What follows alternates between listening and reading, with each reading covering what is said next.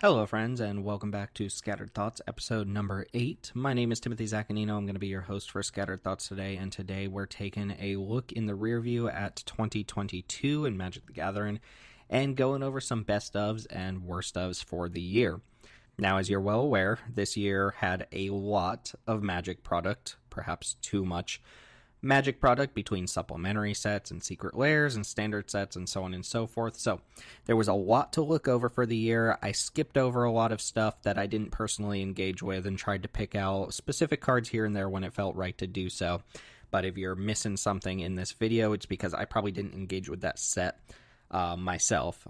Things like Dominaria Remastered, which isn't actually out in paper by the time I'm recording this. There was also Double Masters, which isn't featured in this video, and there's very, very little from Infinity. I will say before we get started, I tried to focus more on the positive than the negative. People have been extremely negative towards Magic this year, maybe rightfully so, but I'm trying to be more positive, so we'll have a lot more best of categories than worst of categories, but don't worry, we're going to have those hot take worst of categories as well. I'm going to do this superlative style instead of bronze, silver, gold. We're going to give out the uncommon, rare, and mythic rare rewards for each category, and everything, as always, I feel like I need to say this caveat at the beginning, everything here in this video is purely my opinion, so when I get to the best commanders of the year, if I don't agree with what you think the best commanders of the year are, that's fine, tell me in the comments down below, but it's my opinion, it's just what I've engaged with this year. So why don't we jump straight into our first category here, and I'm going to start out with more limited focus stuff, and then move into commander focused stuff, and then more generalized stuff. But we're going to start with some limited stuff, and we might as well talk about the best limited sets of the year. I'm going to give the uncommon medal for the best limited set to a controversial set, Commander Legends Battle for Baldur's Gate. This set is currently wreaking havoc on Legacy, but as a limited set, I think it was really fun, and maybe I had a different experience than a lot of people. I've heard a lot of negativity towards this set. People didn't really enjoy it that much. There's not a lot of reprint value. It's not a super valuable set in general, but it added a lot to the Commander format. I think people overlook just how many good, cool cards there are in this set, and I had a blast playing this in Limited. Maybe I got lucky to just get paired up with people at the LGS that I know and could be comfortable playing with. I can understand how playing with strangers in a multiplayer political format, if you're used to drafting 1v1, can be off-putting, but I really enjoyed my time with it. I thought it was a huge step up from the first Commander Legends, which felt very pillow forty to me. This one introduced the initiative, for better or worse, overall. It introduced or reintroduced the myriad mechanic. There were a lot of things that incentivized people attacking each other and actually bringing the game to a close instead of stalling out. And I thought that was a push in the right direction. Overall, this has some implications towards other sets. It's not my favorite set of the year, but I think there was a lot of really cool stuff. I like the effect that backgrounds and background creatures have had on Commander. There's a lot of mix and match going on. I've played against a lot of really cool stuff. For example, somebody at my game store, Jeff, has a Karlach deck with the Sword Coast Sailor background, and it's just this super hyper-aggressive thing. I think that sort of mix and match between backgrounds and background creatures is awesome, very similar to Partner, and I'm kind of glad it doesn't splice with Partner. I'm glad it's its own separate thing. I would be looking forward to more of that sort of thing moving forward, but I understand people weren't thrilled with this set. I understand there wasn't like a Jeweled Lotus Opposition Agent Hull Breacher type card. I'm okay with that. Seems to detract from a lot of other people's opinion of the set, but this is going to take my uncommon slot for the year.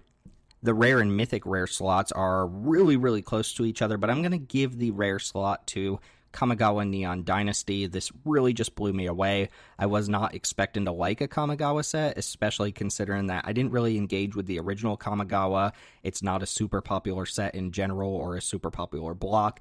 I don't have a lot of resonance with the Japanese themes and stuff like that, and a lot of times I'm just flicking through cards and I see Kamigawa cards and they just don't really appealed to me super strong. So the fact that this hit super hard as a limited set really did bring up my enjoyment of the set as a whole. It had super awesome Planeswalkers with Kaito Shizuki and the Wandering Emperor, and I guess Tezzeret. It was really awesome for limited. I think this is the first time that they've done a set that has a really strong artifact theme and a really strong enchantment theme in the same set. So you could draft super focused red-black artifact decks or blue-red artifact decks, or you could go all in on green-white enchantments. and then there was stuff in between, like samurais and vehicles, which didn't really pan out. There was the ninja thing, which is always a fun limited mechanic. Just a lot of really cool themes that all kind of worked. And of course, in limited, you had the Sky Turtle loops, which is one of the coolest things. Probably one of the like top synergy things that I can think of that I've ever played with in a standard limited format. The Sky Turtle loops with Shigeki, if you're lucky to get one, or Season of Renewal. Just super, super cool. The aesthetic was awesome. Everything kind of panned out for a set that I was very skeptical of moving forward. It was an awesome limited set. And of course, I have to shout out the sagas. We love sagas. My mythic slot for this section is also going to feature sagas, spoilers. But these sagas turn it into creatures on the final chapter, these enchantment creatures that you could then like ninjutsu back to your hand or reset. Super, super cool. Led to some very grindy, fun games. Almost everything was viable. Cool aesthetic. Awesome set. But I'm a Dominaria lover through and through, so I have to give the mythic slot for best limited set to Dominaria United. I think this might be my most drafted set of all time. In fact, this is maybe the only set in my life where I feel like I got to do every single thing there is to do in the format. You had these domain decks, you had the Mana Fixin at common, you had these aggressive decks, you could play these blue control decks, you had build around commons that kind of signaled towards themes like the Yavimaya Sojourner and the Tolarian Terror. There was just so much going on and everything worked. It was probably the most balanced format I can remember, where every single thing was viable, and no matter what archetype you ended up in, you had game against other archetypes. Not to mention, it wasn't just the 10 2-color pairs. You could end up 3, 4, 5-color decks depending on how your Mana Fixin worked, and the Mana Fixin was there at common to make everything come together. It was awesome. There are 2 knocks I should mention against Dominaria United. The first one is one of the uncommons that we'll talk about here shortly. The other one is just the density of rares that didn't really match the themes of the set. You had a cycle of rare tribal wars that just didn't really have support in the set. You had things like Miria and Joyra that cared about artifacts. You had Astor that mentioned vehicles and equipment when there was like 1 vehicle and 1 mythic rare equipment in the set. You had Zur, which was like an enchantment payoff, and then you had some random dragon tribal cards like Rivaz and Rith. Just a lot of rares that didn't really fit the set. Some of them were fine on their own without the extra flavor text, but it felt like there were maybe 10 to 15 of these, and you often opened a rare that just didn't have support in the set, and I thought that was kind of weird. So a lot of commander like specific cards that were taking up slots in this set that could have been used probably for something better for the limited format, but the limited format was not hurt by this. It was just excellent, and I will be going back to Dominaria United again and again. This is one of my favorite sets of all time. Definitely cracks my top 5, which I'll probably discuss at some point. But those are the top limited sets of the year. Let's go ahead and talk about the worst limited sets of the year. Somehow Baldur's Gate is making it on the best and worst list here. Of course, I'm talking about the Alchemy Horizons Baldur's Gate set, and I feel like I should mention this one in the video because I did draft it for about 2 months. It was the premier set on Arena. If you're primarily a digital drafter and you play on Arena and you draft more than anything else, you are probably playing Baldur's Gate. And it was such a weird step down from the actual physical Baldur's Gate with a lot of complications and alchemy stuff. And I know people don't love alchemy in general. I don't hate it as much as the general masses, but it seemed unnecessary. I think that's the big tagline for Baldur's Gate on Arena, is that it's just unnecessary. You're taking a format that's intended for multiplayer in paper and you're trying to condense it down into a 1v1 experience. In order to do so, you have to change what all the cards do. It is extremely frustrating that you see a card in paper and you see the Arena version and they don't do the same things. There was a lot of complexity to it with the specialized mechanic where certain cards had 5 different versions that they could turn into. Some of them were consistent across all 5 versions, some of them weren't. There were a lot of new alchemy cards that were just busted. Basically, if you draft this for the first time, you should just take cards you don't recognize in paper because they're usually the best cards in the pack. And we'll talk about some of the rares here coming up in the limited bomb category. Just a little bit of a miss for a lot of people. I kind of enjoyed it. I like the rework they did mid-format, but I understand why people aren't super high on this, and it is going to be a little bit lower in my tier list for the limited sets this year. So taking the uncommon slot, Alchemy Horizons Baldur's Gate. Following that up, we have the rare slot with the Brothers War. And I've heard a lot of people say they really like the set, and it's one of their favorite sets of the year, maybe one of their favorite sets of all time. I've heard people blaspheme and say that this is better than Dominaria United. I'm not a huge fan of the Brothers War, and I should specify, I love the flavor of the set. I love the aesthetic of the set. I like the story that it's telling and the historical significance of it. I just don't like it as a limited format. And what that really boils down to is it didn't deliver on the things I wanted from this set when we were going through spoiler season. You see these big prototype things. You see all of these super cool reprinted retro artifact cards. You see these power stones that are going to ramp into these big robots and stuff like that. And it turns out it's just a super aggressive, assertive format. And that's not to say you can't get away with some of the shenanigans. I've seen people build really cool decks successfully that are, trying to make Aetherworks Marvel and stuff like that work, or rather Aetherflux Reservoir, things of that nature, Staff of Domination, all these cool cards. But at the end of the day, if you're drafting this correctly, you should just be taking creatures, pump spells, and removal spells and ignoring a lot of the top-end stuff. And I think that's a little bit sad. I was jamming Su-Chi Cave Guards and Demolishers at the beginning of this format, and I just found out it's wrong to do that. You should just be drafting a low curve deck that's playing to the board and trying to beat your opponent down on turn 5. And while that has its own merit, it's okay for a format to do that. I was expecting something way different, and a lot of the cards that are in this format are just outclassed by the aggro decks unless you build very hyper-specific decks to make them work. And even then, you just kind of get run over sometimes. So, not a huge fan of it. I'm still playing it. I'm not saying it's a bad format. It's just, it didn't meet the expectations I was looking for when it was initially being spoiled. And the unfortunate winner of this category, the Mythic Rare, going to Streets of New Capenna as, in my opinion, the worst limited set of this format, and you can blame Brokers for that. Brokers was so heavily unbalanced in comparison to the other families that it just felt like that's all you could do in the format. There were basically 5 decks in this format. Yeah, there were some 2-color decks that you could try to make work, like red, black, and blue, black, and stuff like that. But for the most part, there were 5 decks, the families, the original Shards of Alara shards, if you will. And only 3 of them were really that viable, with Riveteers and Cabaretti just so far behind what the other families were doing, especially the blue-based families that had all of these tempo spells.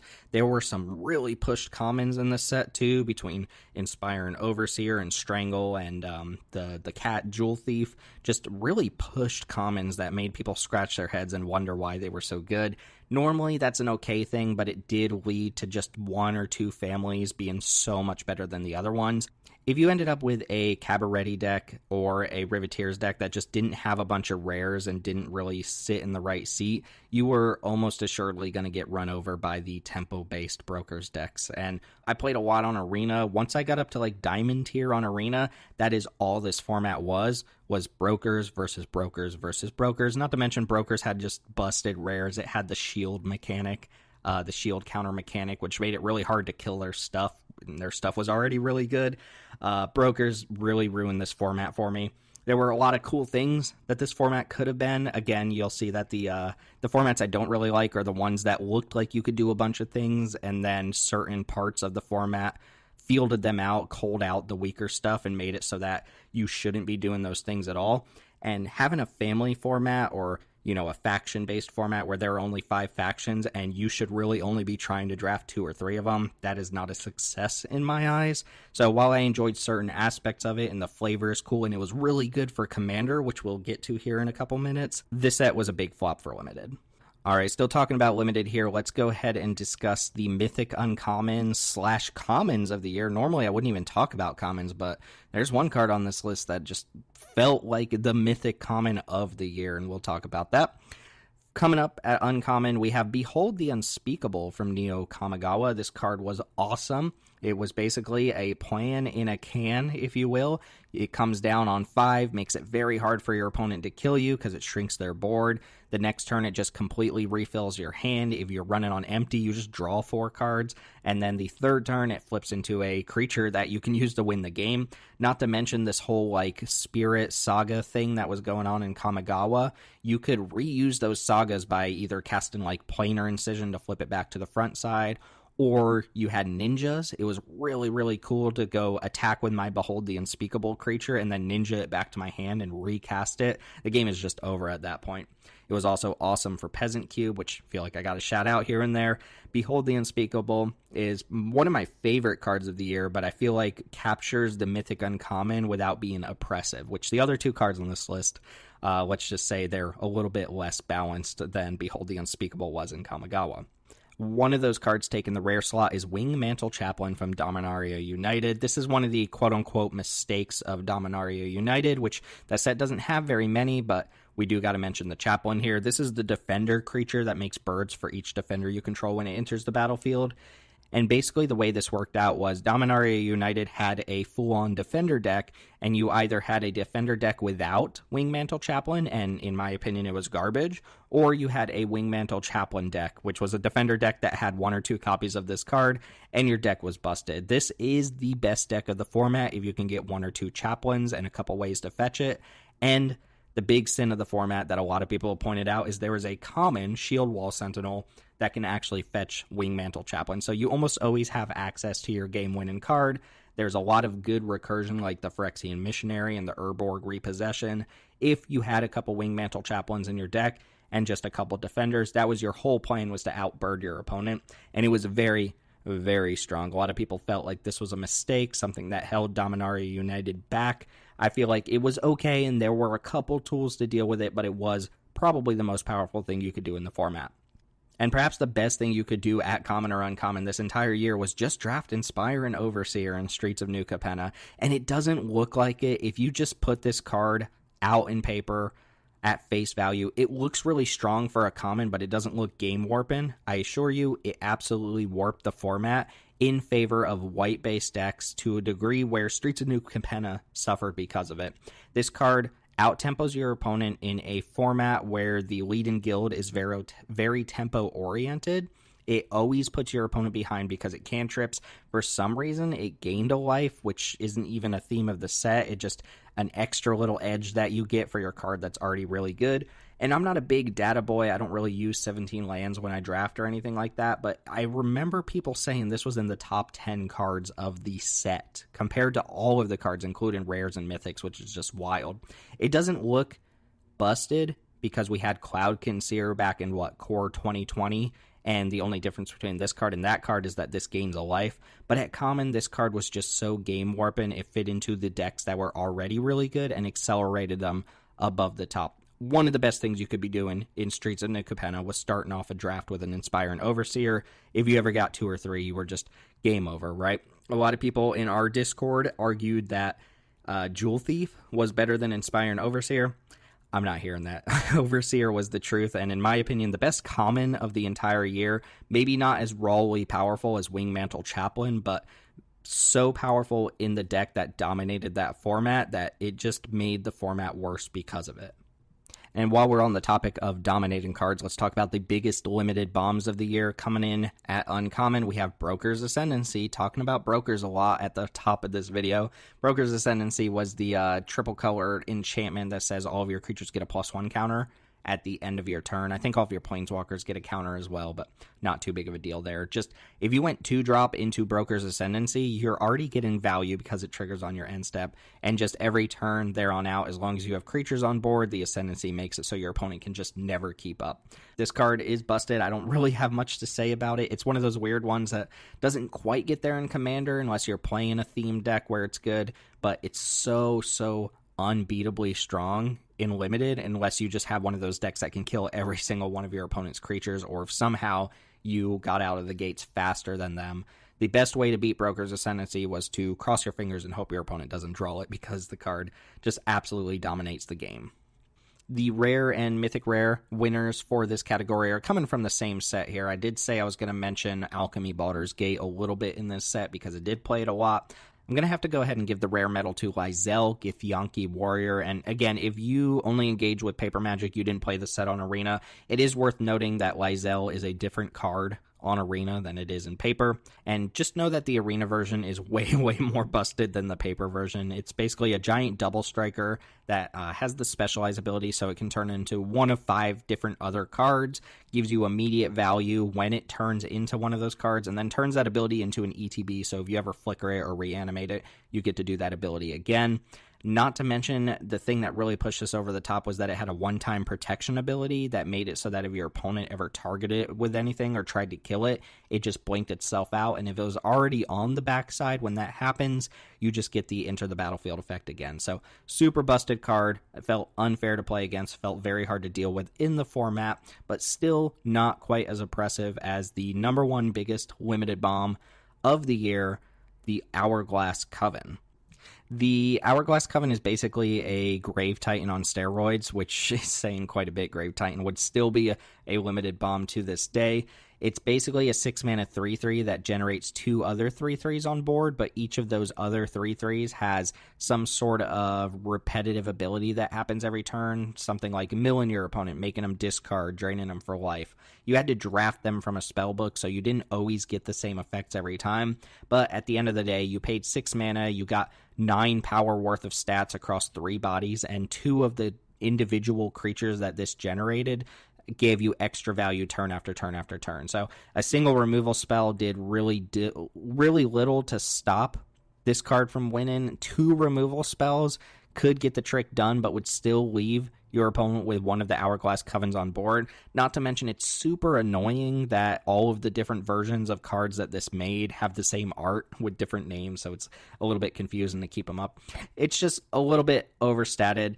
It's a little bit too dominant. It is a rare instead of a mythic rare, which is also egregious, but I think this easily takes my top slot. It felt like you could just never win a game against somebody who resolved this card unless you just had like a flyer on board and they were dead to it right away. Very difficult card to deal with. One of the best cards of the year, if not the best. I do want to give a quick shout out to just a couple other cards that could have made this list. There's Wormcoil Engine, obviously, in the Brothers' War, and Wormcoil Engine probably deserves to be on this list, maybe over Broker's Ascendancy, but it's a reprint, so I wanted to keep this with the fresh new cards of the year. Titania's Command from Brothers' War. This set gets a little bit bomby, too. This is the one that basically makes 2 4/4 bears and then puts 2 +1/+1 counters on all your creatures as well for 6 mana, and it has some other modes that you use from time to time. This just closes the game. I think people are calling this the best card from Brothers' War, and it certainly feels like it, but I do feel like the other cards were a little bit more oppressive in their formats than this was. And then I also wanted to mention Sheoldred, which will come up in a different category later on. The reason I didn't put Sheoldred on the list, despite how powerful it is that the format it was in, Dominaria United, had answers for this card. So Sheoldred was less dominant in Dominaria United than something like Broker's Ascendancy was in Streets of New Capenna. I'm sure if you took Sheoldred and you just ported it over into a different format, that would change. But Dominaria United did a really good job of making sure there were nice, clean answers to all of the big bomby creatures. All right, let's go ahead and transition to talking about the mechanics of the year, the best mechanics, worst mechanics. And I should put a little asterisk next to this. This is actually my favorite mechanics of the year. Maybe not the altogether best design mechanics of the year, but just the ones that resonated with me and made me really happy to come back to them over and over again.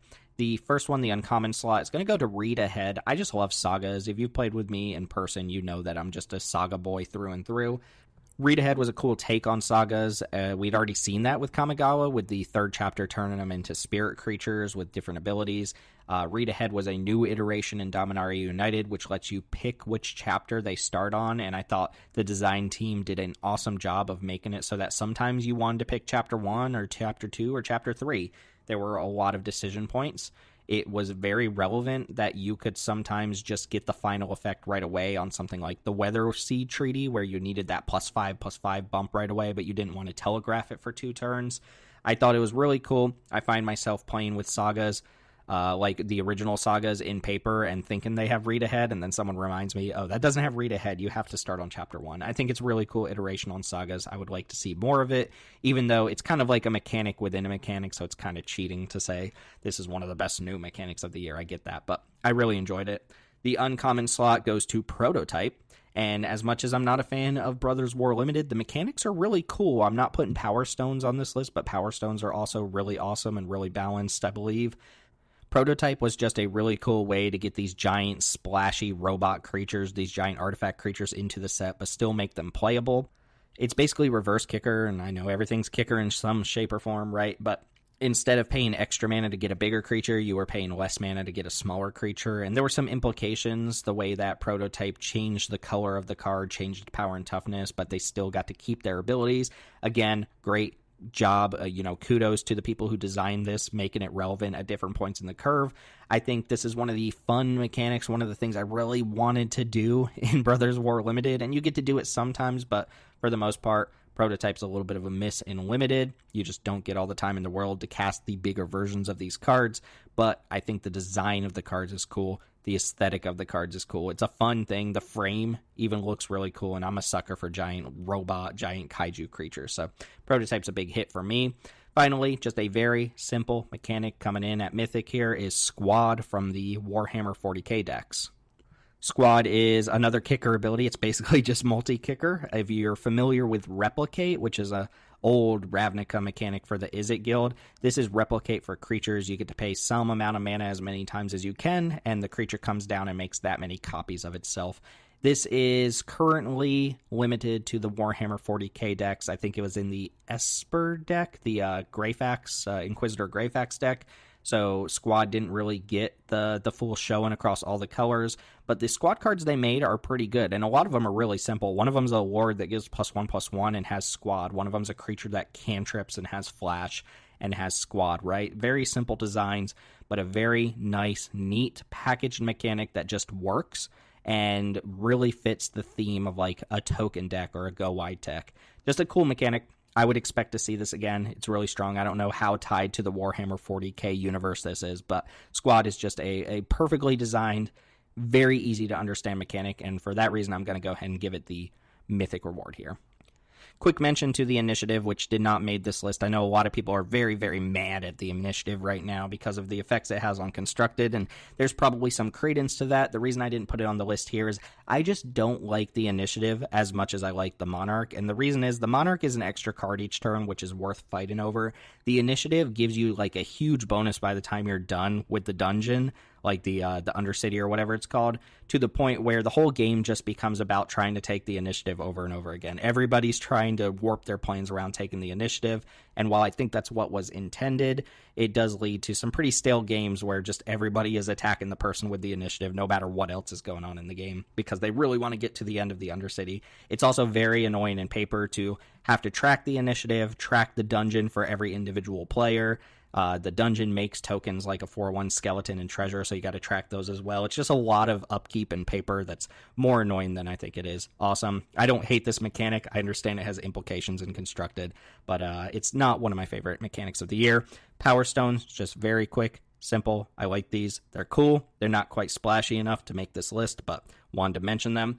And then the double team mechanic from the Alchemy Baldur's Gate was just really cool. It can't really be replicated in paper because it conjures, it creates new cards, but I thought this was a cool way for them to take Myriad from the paper release, which doesn't work in a 1v1 format, and try to transfer that into a digital only thing, and I think they captured that very nicely. For those who don't know, double team is an ability where if the creature with double team attacks, it loses the double team ability, but you get a copy of that into your hand. So it basically generates a one-time copy of itself, and it led to just the red-white decks having this card advantage mechanic that you don't really see in the Boros Guild. I thought it was really cool.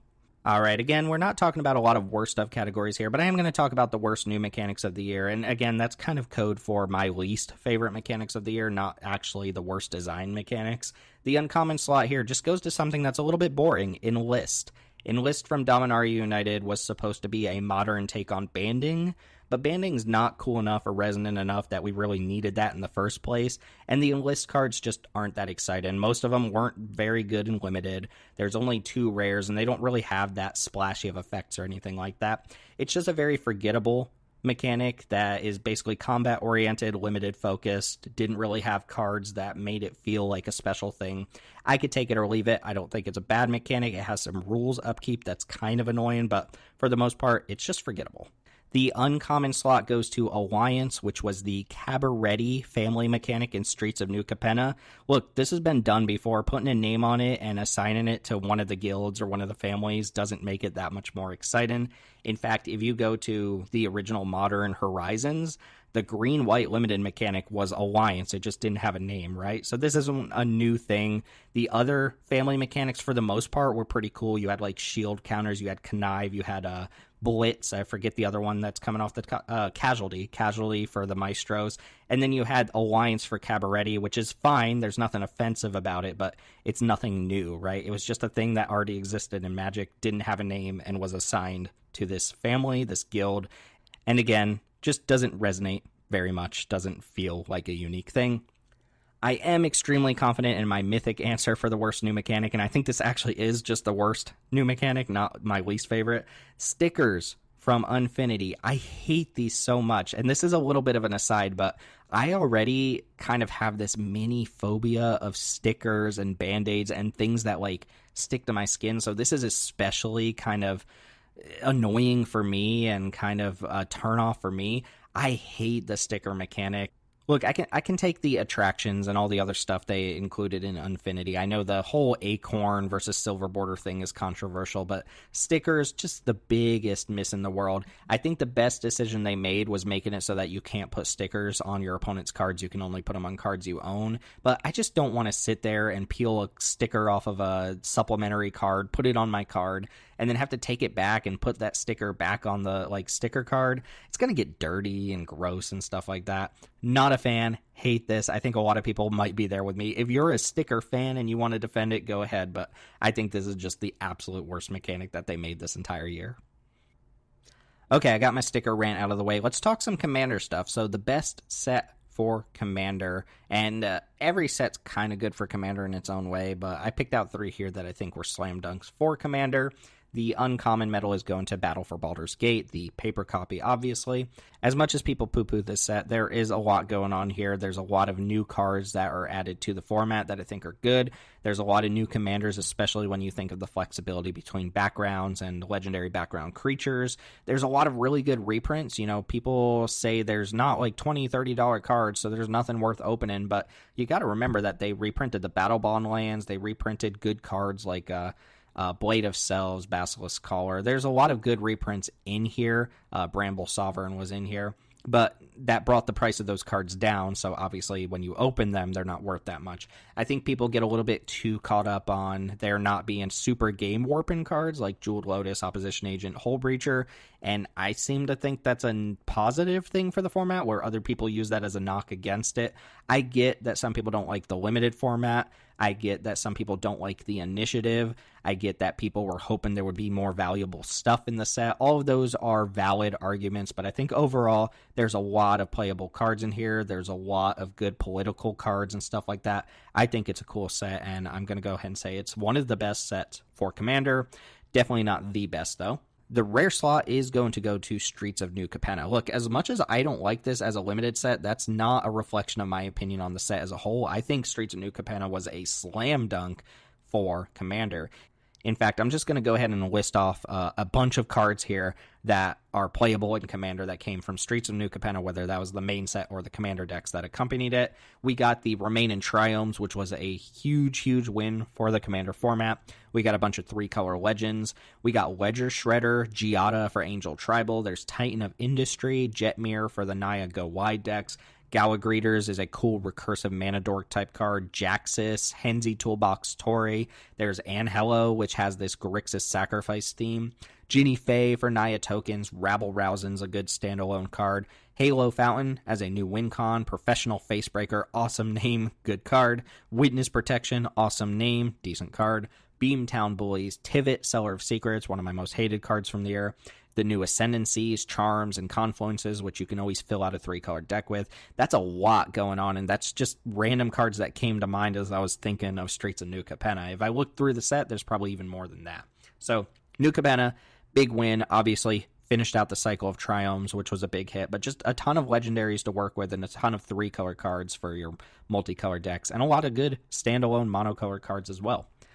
However, we did get one set that I think is far and away the best set for Commander, and it was designed intentionally to be that. That's the set of Warhammer 40k Commander decks, which some people are calling the best Commander decks of all time, at least the best precons of all time, and it's hard to disagree. They went super hard on these Warhammer 40k decks, and I think they were successful. They not only created new archetypes, but the individual power level of the cards in Warhammer 40k are so jacked that you're just going to see these cards over and over again. There was a little bit of a debacle with availability and stuff like that, but I think that's been hammered out, warhammered out, if you will, no pun intended. For the most part, everything in these decks is good. You have your like Teamer X spell stuff with the Ravenous mechanic. The Squad mechanic came from here. You have Grixis Demons, which wasn't really a thing before these sets came out. And not to mention, this is how you do a Universes Beyond set, right? Nobody wants your Fortnite cards. Nobody cares about your Fortnite cards. Nobody cares about your Magic Kingdom Mickey Mouse cards or whatever. We want stuff that feels like Magic sets, and Warhammer 40k feels like Magic. I mean, I spent nights on my phone looking up Warhammer 40k lore, which is not something I would have done if these sets weren't released in Magic. I feel like they took a Magic adjacent property and made it work within the rules of Magic instead of taking something like Stranger Things, Walking Dead, Street Fighter. As cool as some of those cards are, they don't feel like they belong in the world of Magic. Warhammer 40k does. The individual power level of the cards is through the roof. There's a lot of playability to it. The decks were fun out of the box. You know, me and a couple friends played them straight out of the box against each other, and they felt like we were all doing powerful, fun things. Just an absolute slam dunk. It was intended to be. I think they hit the nail on the head. I wouldn't want to see too many of this, unfortunately, because it can be hard to reprint these cards if they print too many good ones. But as far as a standalone product goes, this was an absolute success for Commander. That brings us to a category that I'm just going to get wrong in the eyes of most people, the best new commanders of the year. I mean, look, there were over 200 legendaries printed this year, probably even more than that. Forget what the number is, but I'm probably lowballing it. I'm not going to get this right for most people. People already have in their minds what they consider the best legends of the year, the best new commanders. These are just the ones that I've played against where time after time it's like, oh, this card is dominant. So coming up the rear here with the uncommon metal is Miirym Sentinel Worm from Battle for Baldur's Gate. This is a new Dragon Tribal card. We'll mention it later on. I've got a Tribal category as well. Miirym is just an insane Dragon Tribal card for a tribe that just didn't really need new cards, but got them anyway. Miirym is one of those cards where if you don't kill it right away, the game is probably over immediately the next turn. There's usually a one window to get it done. You don't even have to play this as the commander. You just put in your Ur-Dragon deck, and it's insane there too. Miirym, just game warping. You either kill it, or you don't kill it and you lose, which is going to be a common theme among these new commanders. And it's in a tribe that's so heavily supported, right? Think about all the other dragons you get every single year. It's only going to get better and better, and it's already starting off like through the roof. The uncommon metal is going to go to Jodah the Unifier from Dominaria United, just a Legends, 5-color Legends. You know, you could already build this with whatever 5-color commander you wanted, but Jodah is actually a huge payoff for doing it. It gives you Legendary Cascade, so every time you cast anything in your deck, you just get another thing that's like super powerful. You get to do that every time you cast a Legendary card. It also pumps your board. Sometimes Jodah is giving your board like +8/+8 for no reason. He's just a dude. Like, how is he doing that? He's just a dude. I don't get it. Very powerful card. Very easy to build this in just a plethora of different ways and make it super powerful. Whatever you want to do with it, you kind of can, as long as you're running legendary cards. And just given the mass of legendaries we have, it's not too hard to make, you know, loops where this card just always finds a certain thing or just goes off. It's really powerful commander. I'm not sure that a lot of people will agree this is the best commander of the year, but I played against this card enough to know that it's super oppressive. The mythic reward is going to go to Hinata Dawncrown from Neo Kamigawa. This is the one that makes spells your opponents cast cost 1 more for each thing they target, and the spells you cast cost 1 less for each target. It just completely breaks X spells that target, so things like Icy Blast and Reality Spasm, just they don't cost any extra mana to target as many things as you want. You can do absolutely broken things with counter spells that have multiple targets, so like Sublime Epiphany, Cryptic Command start to cost cheaper and cheaper. You can just burn people out with X spells and stuff like that. It's very hard to kill Hinata because they always have protection in their hand, and the protection doesn't cost them anything, and their draw spells, their X spell draw spells like Blue Sun Zenith cost less to cast. Everything you try to do costs more to cast, right? You could build this very stacksy and make it so your opponent just can't target anything ever, and it just completely hoses decks like enchantment-based decks, aura-based decks, because your opponents then have to pay extra mana to cast their auras and stuff like that. So Hanada, I found, has been a very oppressive commander. Not the most fun commander of the year. That's not what this category is, but best commander of the year. I'm going to go ahead and call it and say it's Hanada. And of course, this is one of those ones where I'd like to hear what you think the best commanders of the year are, because there's just so many. People build them in such different ways. This is for casual commander. I'm not really thinking CEDH. That might have a different subset of commanders that feel broken in that format. There's also things like, Magnus the Red, or the new Braids Arisen Nightmare, which if optimized is probably one of the best commanders of the year. Also Mishra, Eminent One, the Grixis Mishra from the commander decks is just super, super powerful. There's a lot going on this year. Obviously, they're going to be powerful legends any year. You can mix and match these however you want on the list. But yeah, I'm going to go with Miirym, Jodah, and Hanada as my 3 best commanders of the year. And moving away from actual commanders, we're going to talk about just the best cards that you can put in the 99 commander deck. So the non-legendary creature cards that you can put in your deck. There's quite a bit to choose from here, but I think I've got a pretty good list with like 1 or 2 honorable mentions that I want to give here. I do think the 3 cards I picked out are the universally best cards for Commander this year. The uncommon medal is going to go to the Dominaria United Saga, The Cruelty of Gix. This is the one where on Chapter 1, you get to look at somebody's hand and take a creature from it. On Chapter 2, you get to Demonic Tutor and lose 3 life. And then on Chapter 3, you get to just reanimate a creature. Basically does everything you want to be doing in Commander. Obviously, you don't really care for Thoughtseize effects too often in Commander, but when you get to follow up with a Tutor and then a reanimate, that's just a lot of value. You sometimes get in trouble because you have to lose 3 life for the Demonic Tutor, but you can also skip to that chapter. It's why I like read ahead so much. You don't always have to use the first mode. You don't always even have to use the second mode.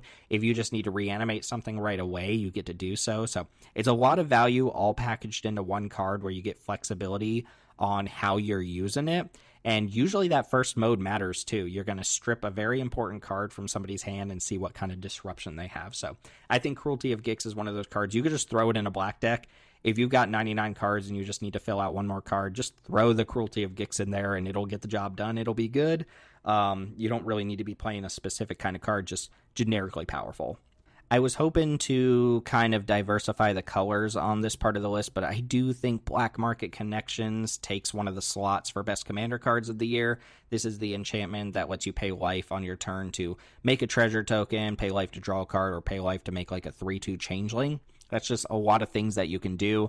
It's kind of an amped up version of Phyrexian Arena, which I think is a little bit of an outdated card, but still kind of gets the job done in a lot of slower black decks. Black Market Connections just gives you a lot of value. It gives you card draw and mana on its own, and yes, it costs you a lot of life, but those are kind of the things you're looking for in Commander, and it even gives you bodies on board if you need to. It's also just a perfectly fine tribal card, since it makes changelings. You can throw it in a tribal deck and amplify that strategy while also drawing cards and making treasures. It does all the things. Like, it does exactly what you want to be doing in Commander. It's well worth the price tag. It's kind of a sleeper hit that came in the party deck, the black-white party deck from Baldur's Gate. Excellent card. Throw it in any deck. It'll do fine. Throw it in a deck where the changeling matters a lot, and it just becomes one of the best cards in your deck. Again, I want to stress that this is one of those categories, best commander cards of the year out of like 20,000 cards, where people are going to have their opinions, but I don't think there's an argument for saying Farewell isn't the best card of the year for Commander. Farewell, 4 white, exile anything you want except for Planeswalkers. It does not hit Planeswalkers, but exile all the artifacts, exile all the enchantments, exile people's graveyards, exile all the creatures. You get rid of what you need to get rid of. It is one of the hardest reset buttons in casual Commander that I can think of, and I think it rivals the power level of something like a Sequanic Rift. Obviously, you don't always stay ahead. It's not a one-sided board wipe unless you're playing Planeswalkers, but it gets rid of all of the problems you need to. The fact that this nukes the graveyards as well is just a big, big hit for it. So many games are reset by Farewell that I think this is just the best card of the year. And it's a white card, which people are still on their high horse about how white's not good in Commander. I assure you it is. Farewell is part of that reason. Best card of the year. Can't change my mind on that. Two other cards that I wanted to just quickly mention. There's Smuggler's Share, which people had pegged as like the new Smother and Tithe. I don't think it's quite there, but I wanted to mention it. It's a pretty decent card that kind of snuck in there in one of the commander decks. I just don't really see it played that often. Maybe people don't have a copy of it. It is good, but it's not nearly as good as the ones that made the list. And then Displacer Kitten, which is probably the most broken card from Baldur's Gate. This card is very good. It is in the conversation for best cards of the year, but it takes a specific deck to work, whereas the cards that actually made the uncommon rare and mythic rare slots here are cards that can just kind of go in any deck and do their thing. Displacer Kitten is very, very powerful and broken in the decks that are designed to take advantage of Displacer Kitten, but that's not every single deck. You can't just put Displacer Kitten in any deck and make it awesome. All of these other cards, Cruelty of Gix, Black Market Connections, Farewell, you just put them in decks and they're going to be good. All right, I got to throw a worst of category in there, worst cards of the year. And this isn't just objectively like the worst actual cards, but the more like, why would you put this in a deck even though they were designed to be put in deck type cards? Obsidian Obelisk is going to be our uncommon here. It's a mana rock that is just so much worse than mana rocks we already have that it makes me scratch my head that it has a rare mana symbol. It was obviously intended for the 5-color deck that they released, the Jared, I think it's the Jared Carthelian deck. Painbow is the name of the deck. And this is just a bad mana rock. I mean, it'll get the job done, but it's worse than like a Felwar Stone. It's worse than a Mind Stone, if you ask me. It doesn't really translate outside of the deck it was intended for. Just very, very weird that this looks like it's supposed to be, this big new splashy mana rock, and it's actually just kind of super limited. The rare reward goes to Streets of New Capenna's big splashy mythic Meeting of the Five. I'll forgive you if you don't even know what this card does, but it's like 8 mana, you reveal the top 10 cards of your library, and you can cast 3 spells from among them that turn, and you get like double Wooburg, right? You get the Door to Nothingness mana, but you can only spend that mana to cast spells with exactly 3 colors. So you're playing a 5-color deck. You're probably going to hit 2-color spells. You're probably going to hit monocolored spells. You can't use the mana to cast artifacts. You don't get to cast the cards that this flipped for free. It's just so limited. It's 8 mana. Like, give me what I want here. Give me what I want. This card, I think, is just a little bit too unfortunate in how limited it is. You can use the mana that it gives you, and it leaves the other cards exiled, which is kind of a huge knock against it. If you don't get to cast the cards from the 10 cards this revealed, they just stay exiled forever, which is also just kind of janky. So I get this was supposed to be like, hey, look at this big splashy 5-color card in this multicolor set, but just a huge whiff if you ask me. Compare this to like Apex of Power, and it's like no contest. Apex of Power is very similar and way less restrictive than Meeting of the Five. But the worst, most mind-bending card of the year is the Horus Heresy from the Grixis Warhammer 40k deck. So the first chapter says, for each opponent, gain control of up to 1 target non-legendary creature for as long as you control the saga. So the chapter 1 is awesome, right? You get to just go ahead and steal a creature from each of your opponents. You can't take their commander, but you're still up 3 cards and they're down 3 cards, like straight up 6 for 1. The second chapter draws you a card for each creature you control but you don't own. So you stole your opponent's creatures. Now you get to draw a bunch of extra cards. Your opponents are really angry at you, but thankfully you have this saga and you're stealing their stuff and they can't do anything about it, except chapter 3 says, starting with you, each player chooses a creature, destroy each creature chosen this way, and they can choose your stuff. So yeah, you get to destroy something, but you just stole all of your opponent's stuff and drew extra cards. They're going to kill all of your creatures. They don't necessarily get theirs back, but they're going to go ahead and blow up your creatures and just start jamming on you. I think the third chapter of this is so bizarre.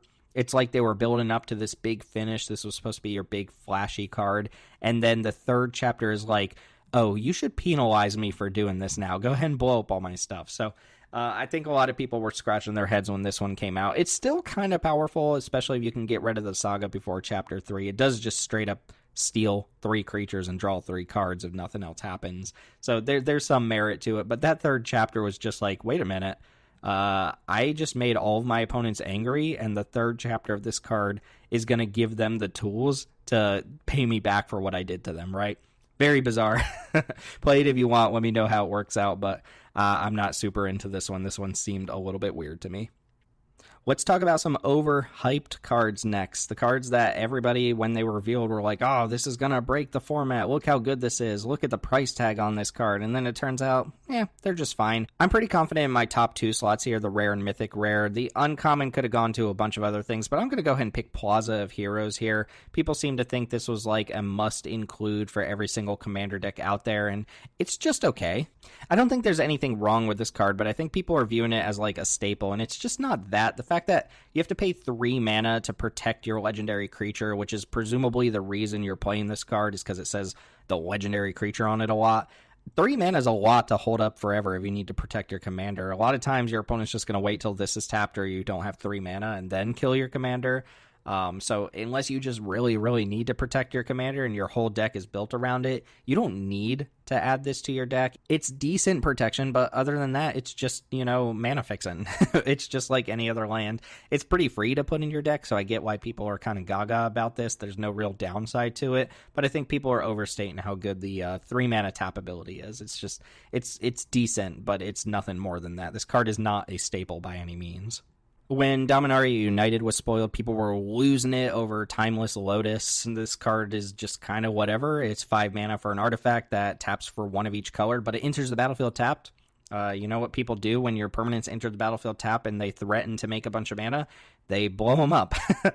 This doesn't do anything unless you untap with it, and unless you're playing like Amulet of Vigor nonsense, like this just dies before you get to use the mana. It's probably worse on average than Gilded Lotus, and the reason I think this card is super overhyped is because there's just a better card that already existed way before this was printed. There's a card called Prismatic Geoscope, which is 5 colorless mana artifact, also enters tapped, but it has a domain ability where you tap it for any combination of colors equal to the number of basic lands you control. So not only could this already make 1 of each color if you had 5 different basic lands, but you could mix and match the colors, and you could put this in a not 5 color deck, which Timeless Lotus only goes in 5 color decks, which already have the best mana fixin'.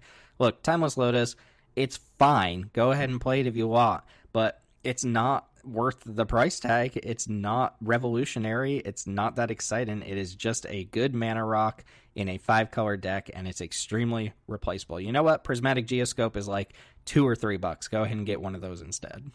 The most overhyped card of the year, though, is not Timeless Lotus. It's Bootlegger's Stash, which I think people thought was going to absolutely break the format. The treasure craze that kind of culminated with Streets of New Capenna, where every other card seemed to say treasure on it. People thought treasure was breaking the format. No, Dockside Extortionist is breaking the format, not Bootlegger Stash. Bootlegger Stash is fine. Look, it's 6 mana. It usually doesn't do anything the turn it comes down unless you've got a ton of lands on board, in which case you're already doing fine. It's kind of like a slow ritual effect where you double your mana, but not for a few turns, and then after like 3 turns, you're probably out of control. This is really good with like Ginny Fey or anything that can convert tokens, like the Academy Manufacturer. It's fine. It's a well-balanced card. It costs 6 mana to get down and usually doesn't do anything, gives your opponents plenty of time to deal with it. It is fine. It didn't break the format, didn't do anything, but when I saw this card spoiled, the comments were just ridiculous. People were like, oh, you're never going to be able to beat green. Green didn't need this. Green can have this. It's fine. All right, I do want to talk about the big tribal winners of the years, the creature types that got the most support this year, or at least the best support. I was going to give the uncommon slot to ninjas, but there isn't actually a ton of support, just a bunch of new ninjas, and that's fine. I'm going to give the uncommon slot to soldiers, not because the soldier stuff in Brothers War is really that good, but because it got a new direction to go in with some of the blue-white stuff. So there's like Harbin, which is a huge soldier payoff. It got a cool land with the beachhead. It actually got another lord in Dominaria United, which is fine, and soldiers get printed here and there. It's never been like a super supported archetype, but it's got enough support, and I always like when a new card or a new set pushes a tribal theme into different territory. So now you can play blue-white soldiers. I don't know if the support cards are really there for it, if it's that good or that much better than just like mono-white soldiers, but it is a new direction for the archetype. The rare winner here is Dragons. I mean, Dragons didn't need support, but Dragons sure did get support. You have Mirim. We already talked about it as possibly one of the best commanders of the year. You got these new orbs with the Baldur's Gate release. You got cards like Lauren, which is a 5-mana creature that domes anything, equal to the CMC of any dragon you cast. There's all sorts of dragon support, not to mention every other set seems to have a mythic rare cycle of dragons. We got one in Kamigawa, we got one in Baldur's Gate. Take your pick. There's dragon support cards here. Dragons was already a very good archetype for casual commander, with the Dragon still being a rock-solid commander. Mirim is now just a possible dragon commander that you can play instead, and it's also broken, or you could just put it in the 99 and it's broken. Even though Dragon's probably got the best actual support cards, I think I want to give the Mythic Award here to Be'lakor specifically, but to the Demon Tribe from Warhammer 40k.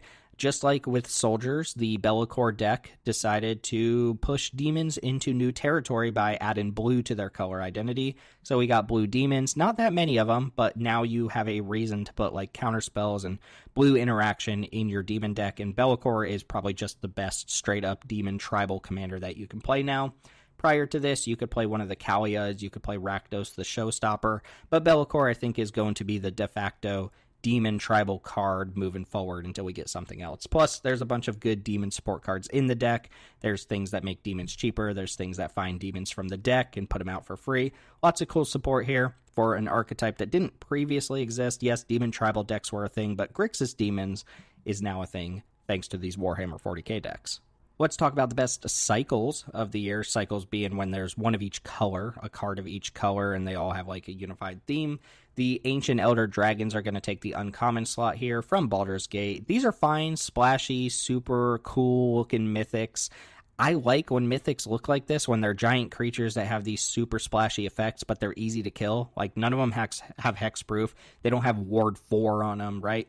They have these cool effects, but it usually takes a turn to get them off because they have to deal combat damage. They can be blocked. They're not super out of control or anything like that. They're just cool and people like them.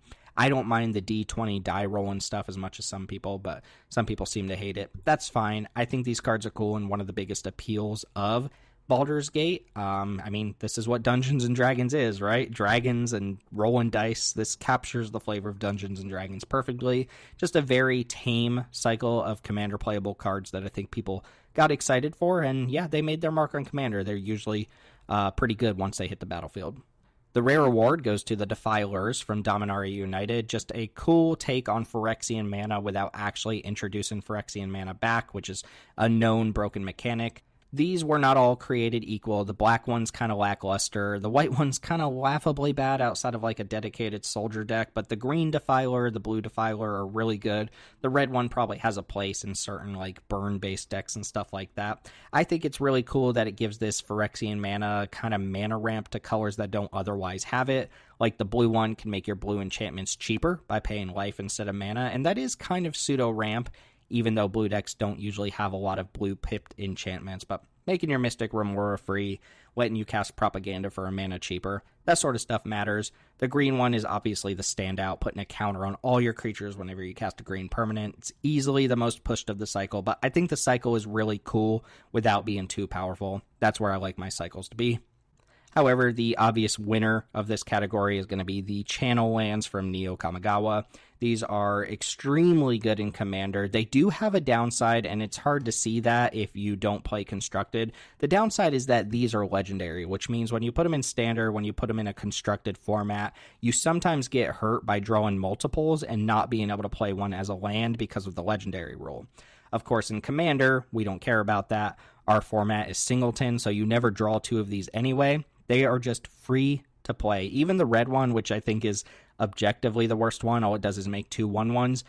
If you're replacing a mountain with that and you have to play it as a land, perfectly fine. And sometimes you get flooded, you have extra mana on board, you don't need to play any more lands. Now you can convert your mountain into some sort of effect on board. Boseiju is powerful. The blue one is a nice little bounce spell. The white one interacts and nobody ever sees it coming. Takenuma is pretty strong to reanimate a creature or planeswalker. And none of these effects are counterable by usual counter spells. They have to be stifled or something like that. So they really catch people off guard. They give you interaction through like locked out boards and stuff like that. I think these are super cool. I understand they have problematic implications for Constructed. I have seen people say that Boseiju is like the worst designed card of the year. For Commander, these are not super powerful or backbreaking, but they are nice additions to our mana bases, and everybody is just clamoring to replace their basic lands with one of these each, right? Best cycle of the year. Let's go ahead and talk about some more general topics here with the best flavor of the year, the best feeling card that just feels like it captured what it was supposed to be. Some really cool ones here. The uncommon is going to go to a little-known card called Boxing Ring. This was a set booster exclusive for Streets of New Capenna, so I don't blame you if you've never even seen this card before. It wasn't in the limited format or the commander decks or anything like that, but this perfectly captures what a boxing match looks like, right? You have two creatures enter the ring, they fight each other, but they have to have the same mana value, which is kind of a call to, weight classes and stuff like that. You have to fight within the same weight class. Feels really good there, and then you get to tap and make a token. Treasure token if you have a creature on board that fought, which means they won because they're still around, and you get a treasure token, which is like your trophy for winning, right? So you get this whole box and match, you fight something of the same weight class, and you get a treasure token if you win. Just perfect, right? It feels exactly like a box and match, just perfect flavor. The card itself is a little iffy, it's not the best card in the world, but it is one of the most flavorful cards from this year. Following that up at the rare level, we have Witness Protection, which is maybe the funniest card of the year, but also just very flavorful. This is the one that turns a creature into a legitimate business person, TM, right? You just slap it on something, you put that creature in Witness Protection, it loses its name, which is awesome. It becomes a different name thing, so you can't tell who it is. It just captures the feel of like taking somebody and putting them in Witness Protection and making them a new identity and stuff like that. They become a citizen, which is perfect as well. And it's just really funny to think about putting this card on like an Eldrazi Titan or a Blightsteel Colossus, and they're just they've got like the fake mustache on, they've got a monocle on, and they're like, I'm not Blightsteel Colossus, I'm just an ordinary legitimate business person. People had a field day with this one. Perfect flavor. This is the type of stuff I love to see. I think this one audibly made me laugh when I saw it because it's just funny, right? It's funny, it's cool, it's actually a decent commander card. It was good and limited as well. Witness Protection takes the rare slot here, followed by the Mythic Rare, which, as much as I don't like Infinity, they had a couple bangers, one of which was Saw in Half. Saw in Half does exactly what the card says. It takes a creature and it cuts it in half. You get 2 copies of it, and they each have half of that creature's power, and they have half of that creature's toughness. Obviously, people are like, oh, you can go infinite with this. Well, you can do whatever you want with this card. You can use it as a removal spell for your opponent's creatures. Not that good if you do. You can use it to make multiple Gray Merchants of Asphodel if you want, but regardless of what you're doing with it, it's just a perfectly flavored card, right? The card saw in half, takes one of your creatures, and it saws it in half. That's that you don't get much better flavor than that, right? The name is perfect. The art is fine. It harkens back to those Magic shows where somebody gets sawed in half, right? And you just make 2 mini versions of whatever you target. Super cool. So those are my winners. I will say, and I'm not like the biggest Street Fighter fan in the world or anything like that, but the Street Fighter Secret Lair cards were awesome. They perfectly captured the flavor. Chun-Li having multi-kicker and Ryu having the untap ability and stuff like that. Just really cool. I'm just not a Street Fighter fan, so they don't resonate with me quite as much, and I'm not a huge fan of them putting mechanically exclusive new cards in the Commander, or rather in the Secret Lair, so I didn't really give a lot of credence to those Secret Lairs, even though I have to admit a lot of those cards are just really on point in terms of flavor. The best names of the year, this is a quick category here. Coming in at uncommon, we have Professional Facebreaker. I get paid to punch you in the face. Also, just happens to be a good card. At rare, we have Sloppity Bile Piper. I don't even know what that's supposed to be. This is a Warhammer 40k card, so I guess that world just has Sloppity Bile Pipers in it. Fun fact, Sloppity Bile Piper is also what they used to call me back in high school. And then taking the Mythic Rare here, best name of the year goes to Blood for the Blood God. That's a thing I guess they shout out in Warhammer 40k decks, and it's just an awesome name. I mean, anytime you get punctuation in the name of your Magic the Gathering card, there's something cool going on there. So you get to just scream Blood for the Blood God, and it's a cool card with cool art and a really strong effect. So that's going to be the best named card of the year. I want to give a little shout out to Dodgy Jalopy as well. It's just a car. He needs a little bit of love, but the card's not very good. So Professional Facebreaker, Sloppity Bile Piper, and Blood for the Blood God. Best names of the year. How about a couple flavor misses? We talked about the best flavor. How about ones that just seemed like they were a little bit off? I'm going to go ahead and throw the uncommon out here for Topiary Stomper, and there's nothing really, like, strange about the card itself. You know, this is a fantasy universe, so I could imagine a Topiary dinosaur running around, but there's no flavor text on this card.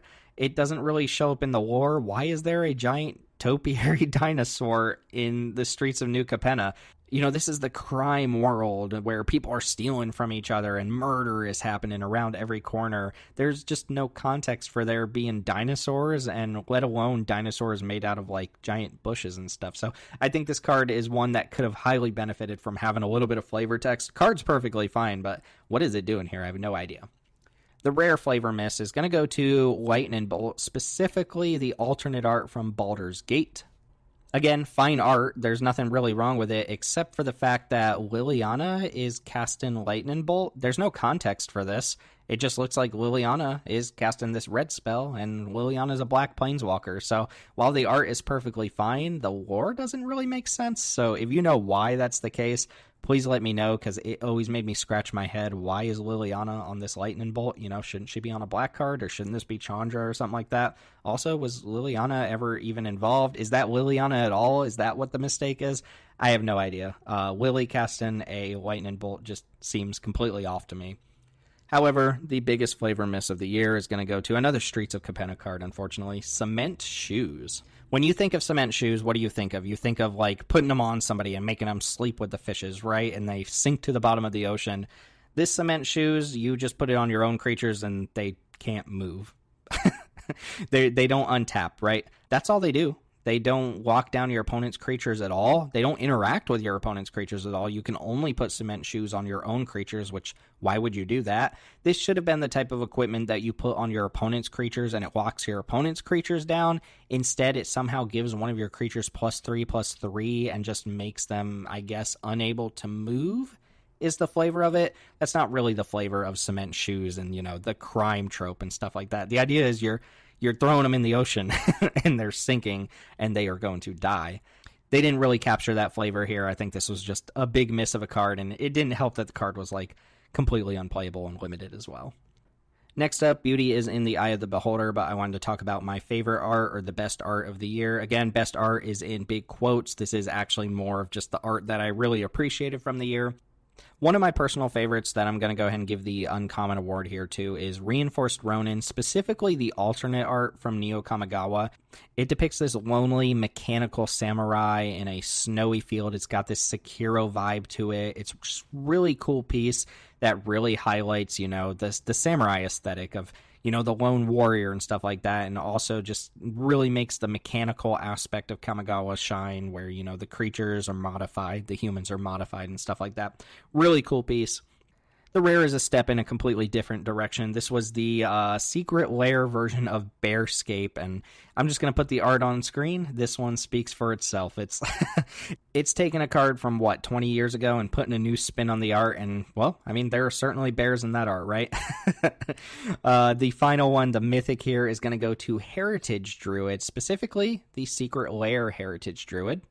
Even more specifically, this is from the Secret Lair 30th Anniversary Countdown Kit, another controversial product. Maybe we should talk about the most controversial products of the year. Not going to get into it here. But this one, if you haven't seen it, it has a main framed elf in the middle of the art, and then it has a bunch of spirit elves going around them, but all of the spirits in the art are references to other elves in Magic, which I thought was super cool. You can see, like, the one that makes squirrels, you can see Elvish Piper on there. You can see Elvish Visionary. And if you go down the line, there's just a bunch of really famous elves in the spirits. There's actually more of them in the forefront of the card, too, which you can't see because it's obscured by the text box of the card. So if you want to see the full art, go check it out by Rovina Kai. I guess I should have mentioned the artists for all three of these cards, but it's really cool piece of art. I love when cards reference other cards. They did a similar thing with Nine Lives, where all of the cat spirits in the picture of Nine Lives are references to other big cats in Magic. I just love that sort of thing. So I am going to give Heritage Druid my Mythic award for Best Art of the Year. All right, winding down, we've got 5 more categories here to finish things out. I'm going to go ahead and do these next categories side by side. One of them I call the Chains of Mephistopheles Award, and this is a reference to the old card Chains of Mephistopheles, which is famous for just having so many words on it and being so confusing when people actually read it. These are the cards that just have too many words. They have too many words on them, and that's a recurrent theme in Modern Magic, but the Chains of Mephistopheles Uncommon Award is going to go to Alchemy card, Callum Jin Emperor. I'm not even going to read it. I'll put it up on screen, and you'll probably notice, depending on what picture I use, that it has a scroll bar in the text. It has this Cyclone ability. The Cyclone ability triggers something else. It has a Reanimate ability on it. It makes copies of itself. It just does too many things. It has Ward, I believe. I'm not actually looking at the card when I say this, but I would bet money this thing has Ward on it. It flies. It just has too many words, and unfortunately, a lot of Alchemy cards have too many words on them. Callum, I think, is the biggest one, the biggest offender, because you have to scroll down to read the entire card, and that's just absurd if you ask me. Keeping in line with Alchemy cards, the Rare Award is going to go to every single specialized card in Alchemy Baldur's Gate. These are the ones that had an ability that could turn them into one of 5 different other versions, depending on which color of cards you discarded. It was a lot of mental upkeep, especially for the ones that turned into different things on the backside. They did this thing where all of the specialized versions of a card kind of had a similar ability that was tweaked a little bit depending on which color they turned into, but then some of the specialized things just did 5 different things depending on what they turned into. So a lot of mental upkeep. One of the biggest losers in terms of, I think, people's opinions of the card. I think people just generally hated specialized cards. I think they played out well in the format, and I found them fun to play, but it was just a lot of words and a lot of things to keep track of. However, the biggest text box offender this year, the biggest Chains of Mephistopheles Award winner, the Mythic Rare winner, is every single one of these Transformers cards that came out in the Brothers War supplementary sets. These cards are so egregious. They have so many different mechanics. They all have 2 sides to them, and some of them, I guess, are flavorful if you're a Transformers fan, but there's just too much going on. Look, I've been playing with somebody who has every copy of these Transformers in their deck, and every single time you play any of them, you have to ask, what does it do? Which side are you playing it on? What happens? How does it transform? What does this mechanic do? What does this mechanic do? They're too much. They're just too much, and they're going for flavor, and they're just completely missing the mark. Yes, they transform. I get it. They don't need to do so much outside of that. Look at the Street Fighter cards. Those ones captured the flavor of those cards without having to have 2 sides and a full text box per card. That's how you make flavorful nods to another IP, not these Transformers cards. They're just a headache. That brings us to the opposite of the Chains of Mephistopheles Award, which is the Adult Gold Dragon Award. Cards that are easy to understand, they're playable, they're fine, they do a good job. Some of them are actually really strong, but you know what they don't have is a ton of words. You just read the card and you understand what they do. The Uncommon Award goes to Simple Little Dancer, Fleetfoot Dancer from Streets of New Capenna. What does it do? Well, it's a 4-mana 4/4 with Trample, Lifelink, and Haste. No other abilities. You just understand what it does. It has some keywords. And obviously, this category gets its name from the card Adult Gold Dragon, which was printed the year that I was doing podcasting with a buddy, and we did an award show for that year. Adult Gold Dragon just stood out to me as a card that was like, hey, you know what? Magic cards don't always have to be super complex. We get these simple ones here. Fleetfoot Dancer, simple, love it, chef's kiss. The next one has a little bit more text on it. This is Two-Headed Hellkite from the Painbow deck. It's 1 in Wooburg for a 5/5 with Fly-In, Menace, Haste, and when it attacks, you draw 2 cards. That's it. No super splashy dragon text. Yes, it has a bunch of keywords on it, but you understand what drawing 2 cards when it attacks does. It's kind of a dorky 5-color card. You know, it's just like, well, that's a Two-Headed Hellkite. There's nothing super flavorful about it other than I guess it draws 2 cards. But keyword soup sometimes makes for simple cards, and this one's pretty easy to understand. And I'm especially proud to say that this last one, the Mythic winner for the Adult Gold Dragon Award, is actually just a hyper-powerful card. It's Sheoldred the Apocalypse from Dominaria United. The second coming of Sheoldred, 4 mana 4/5 with Death Touch. Whenever you draw a card, you gain 2 life. Whenever an opponent draws a card, they lose 2 life. That's about as simple as a big bomb mythic rare like this is going to get, and it shows that you do not necessarily need a lot of words on a card in order for it to make an impact. This card is very dominant in Constructed at the moment. It's extremely good in Commander and possibly could have made the Best Commanders of the Year award, but for simplicity's sake, as far as the Adult Gold Dragon Award is, Sheoldred is the biggest winner just in terms of power level compared to simplicity. It knocks it out of the park. Winding down with 3 more categories here. I'm going to talk about the best secret lairs. Look, some people hate secret lairs, but every now and then, for whoever you are, there's one out there that really appeals to you. I think secret lairs are best used as a place to give artists a playground to just kind of mess around with cards, and B, just super off-the-wall things, which we'll talk about. The Uncommon Award goes to the totally spaced out Secret Lair, which has the Unfinity foiling on a bunch of lands like Strip Mine, Fabled Passage, Ash Barrens. Just looks really good in person. The Unfinity foiling is awesome in person if you haven't seen it. Unfortunately, Unfinity as a set is not something I care for that much, but I do like the foiling, and I think this was an awesome thing to give Secret Lair a single product that kind of highlights that foiling process. At Rare, we have the newly released Just Add Milk Secret Lair, which had a whole commercial that went with it, and I think this is what Secret Lair should be. These goofy off-the-wall things that make you kind of like laugh and giggle a little bit. You can play the cards if you want, but they're more of jokes, like in-jokes, than they are like chances to reprint super powerful cards. And yeah, it has Ulamog in it, so there's some good cards, but the commercial that accompanied this just really sold it. And the idea is kind of cool, right? The cereal box thing. I think they even have games on the back of them. I don't have a personal copy of this in paper. I don't think they've even been shipped out yet, but it was a really cool addition. Unfortunately for all the other Secret Lairs, this one was always going to win first place for me. The Yoji Shinkawa Secret Lair, that's the Metal Gear concept artist who did the version of the Umezawa from Neo Kamigawa, if you're familiar with that card. Look, I grew up with Metal Gear. It was one of those games that I played. I loved the art style in the manual. If you've ever looked at it or seen that kind of art that uses like a lot of shapes and a lot of conceptualized things without being a full image of what you're looking at, I think it's really cool, and I'm super glad that Yoji Shinkawa got their own Secret Lair. The card choices were also pretty good. There's like a skull clamp in there that looks awesome. Super excited to get my hands on it if it ever ships.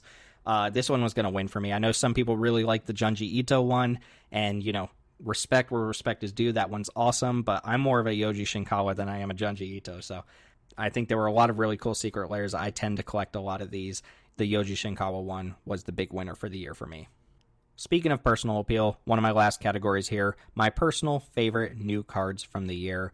Ones that I don't believe I've talked about yet in this video, but cards that just kind of resonate with me for one reason or another. The uncommon goes to Glunch, the Bestower. Look, I think at heart, I just really like playing Commander with friends, almost more than winning the game. I just like that everybody's playing a game together, and Glunch is kind of a highlight of how I like to play Commander. I like group hug style decks. I like being able to dictate where this benefit goes, where this benefit goes, where this one goes, and I like that Glunch kind of forces you to be friends with people and forces them to be friends with me. If you don't want anything from me, too bad, you're getting it from Glunch. I love this card. Really sweet. Coming in at Rare, we have Baba Saga, Night Witch, which is one of my favorite new commanders from the year. Not the most powerful by any means, but it leads to these really cool deck building strategies and puzzles that you have to figure out. You have to find a way to get a bunch of different permanent types on board on things that you want to sacrifice so that you can keep using Baba Saga, and the reward is actually there, you know, the 3-point life swing and the extra cards that you get. Really sweet. I personally have decided to build this as a Saga deck, where you are looking to take advantage of the chapters from the saga and then sacrifice them once the last chapter goes on the stack. It works exceptionally well with the ones from Neon Kamigawa because they turn into enchantment creatures, which fulfills 2 of the card types that you need for Baba Saga. It is one of the coolest decks that I've put together. I've actually had compliments that people like playing against it because they think it's unique. It feels like its own archetype that you couldn't repeat in a different color pair, and I've just been super satisfied playing it. It's a lot of fun. It's not necessarily the most competitive deck I've ever built, but I get to play all those cool sagas that I like, and I get a really cool commander that people don't feel like they have to kill on sight, but also gives me a big bump in power level against the other players. My personal favorite card of the year, the Mythic Award here, is going to go to Lagrella, the Magpie from Streets of New Capenna. This card captures kind of who I am as a player as well. If I'm not doing the group hug thing, the strategy that I like most is like the blink shenanigans, the flicker effects, and Lagrella is kind of like a Banisher Priest with a flicker effect built in. It's a really cool design of a card in that it disrupts your opponent and gives you the option to kind of set yourself back a little bit, but your opponent is going to be incentivized to kill Lagrella since they want to get their creature back, and that's going to give you your creature back with an extra bonus with the extra +1/+1 counters. This card is really cool in Cube. We play it in our Peasant Cube on the Jank Diver Gaming server. I have put this in my Derevi deck, which for those who know me is my baby deck. I don't play it that often because it can be a little bit annoying for some people, but it is my baby deck. I love when I get a new addition to it. I even considered swapping Derevi out for Lagrella as the commander and just couldn't commit to do it. But I think this is my favorite card of the year. It's a really cool design. I know people were confused about the text. I don't think it's that confusing, but for a newer player, I could understand how it's confusing. Just a really cool way to combine the Banisher Priest type effect that we always get, set after set after set, with an incentive for exiling your own creature, like a flicker effect attached to a Banisher Priest. Super cool stuff.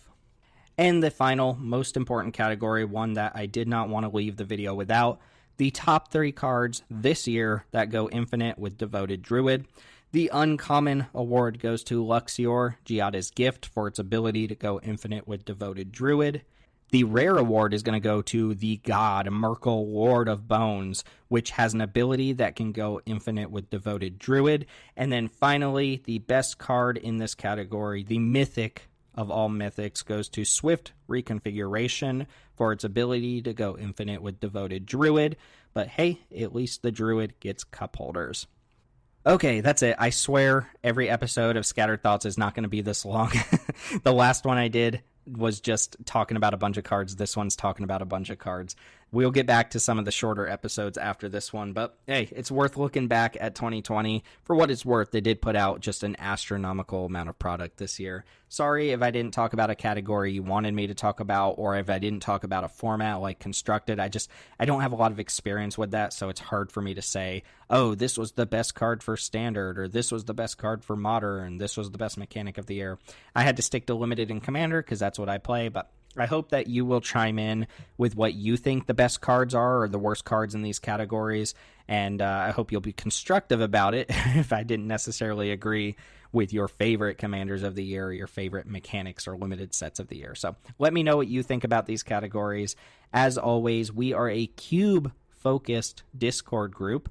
YouTube group, whatever you want to call us, the Jank Diver Gaming brand. So if you want to come support us, the best ways you can do that are to subscribe to this channel or to come join us in our Discord, which is listed somewhere where you're watching this. That being said, I'm going to reflect on 2022 and go see what we have to look forward to in 2023. And I wish everybody a happy new year. And my name is Timothy Zaccanino with Jank Diver Gaming. This has been Scattered Thoughts episode 8. I will see you all next time.